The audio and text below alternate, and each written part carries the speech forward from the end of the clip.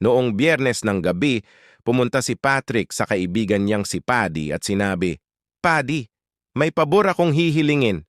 Katabi ko ngayon sa kama ang asawa ng bartender. Pwede mo ba siyang abalahin sa pub ng 1 oras pagkatapos niyang magsara?"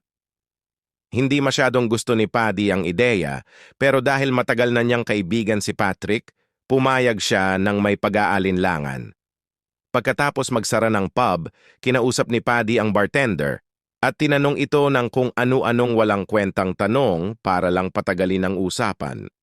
Matapos ang ilang sandali, napansin ng bartender na may kakaiba at nagtanong, "Paddy, ano ba talaga ang pakay mo sa mga tanong na ito?"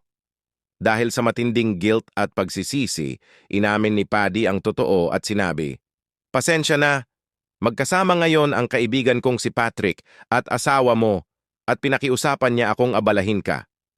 Ngumiti ang bartender at inilagay ang kamay sa balikat ni Paddy na parang kapatid, saka sinabi, "Sa tingin ko, dapat kang umuwi agad. 2 taon nang patay ang asawa ko."